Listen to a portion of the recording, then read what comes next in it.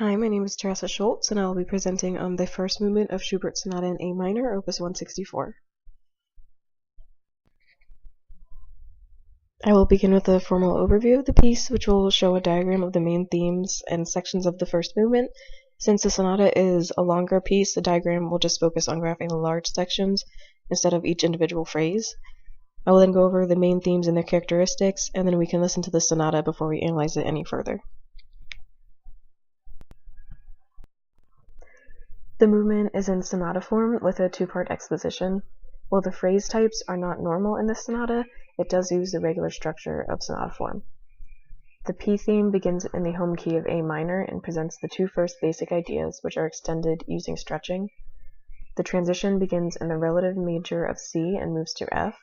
The transition includes continuation features that were missing in the actual P theme.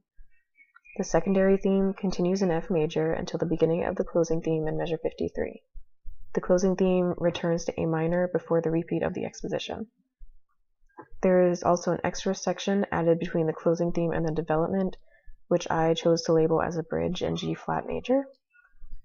The development begins in the dominant key of E major and moves to A flat major using repeated sequences. The transition begins in A major and ends with the cadence leading into the recapitulation beginning in the predominant key of D minor. The recapitulation is very similar to the exposition, but the closing theme is in A major instead of in A minor. Schubert does not return to A minor until the coda, which reintroduces the P theme. I will briefly explain the characteristics of each of the main themes before we listen to the entire sonata.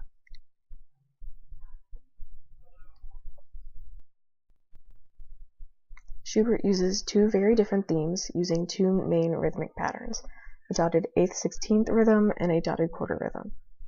The P theme is made up of a powerful opening with two descending patterns and the dotted 8/16 rhythm. It is contrasted by the calmer secondary and closing themes. The P theme continues into the transition that includes continuation features. The calmer secondary theme uses a pattern of ascending thirds and fourths in the dotted quarter rhythm. The closing theme is similar to the secondary theme, using the dotted quarter rhythm and a calming repeated eighth notes in the left hand. All of the themes have a very loose phrase structure, which is different from more conventional sonatas, where the P theme and S theme have a tighter structure that is loosened in the development.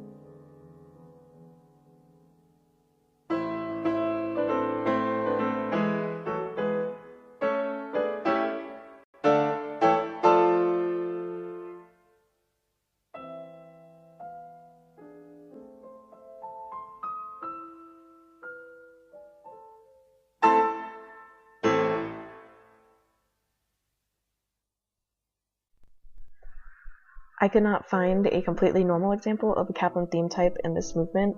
Schubert uses stretching and sequential fragmentation that creates phrases that are much longer than the Kaplan models.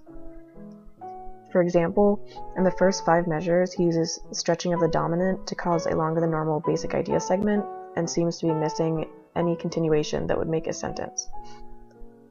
But in the transition, the continuation functions are present, which is why I labeled it as the primary theme becomes the TR, since they seem to go together in the sentence structure if you had taken out the stretching of the dominant.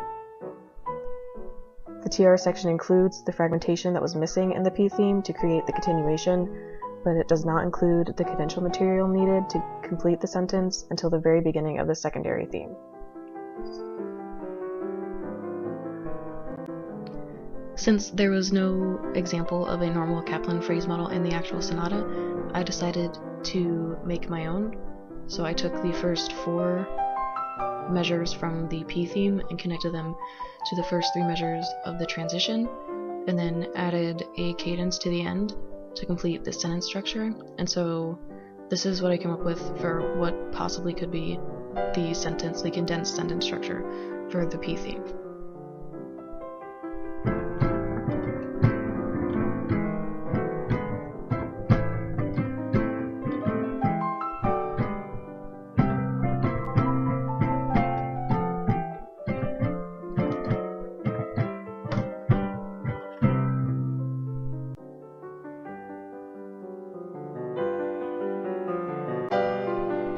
So one unusual harmonic event in the sonata is in measures 16 through 21 in the transition. He has a sequence of one more time techniques, it seems like, since he starts, it's in E flat major, and he has a repeated B flat, which could, it seems like, cadence to E flat, but instead we go from B flat to C. And he could cadence to the F if he ends with the F in the soprano, but instead he keeps going with his sequence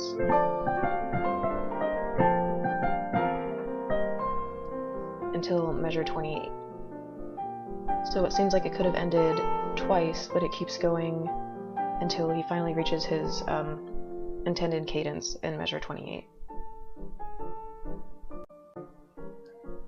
One performance recommendation I have for this piece is to adhere to the accents shown in the closing theme. Some performers choose to use them and some don't, but I find the accents act as kind of a surprise in the middle of the much calmer closing theme. One example of a performer that chooses not to use the accents is Kempf.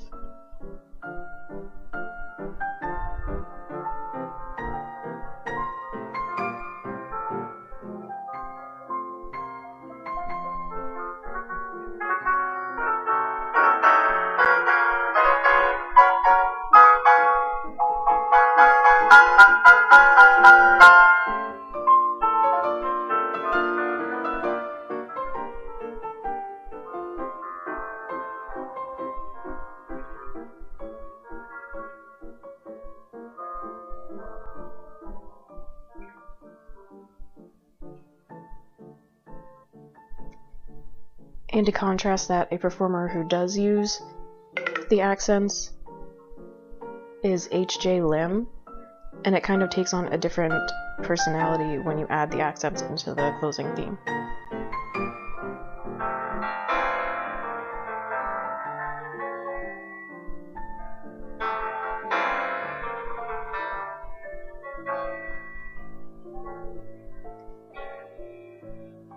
Now, if you choose to perform the piece, you can choose how much of an accent you decide to put in. Since it is pianissimo, it doesn't have to be as much of an accent as she does, or you could choose not to use it at all. It is the performer's choice.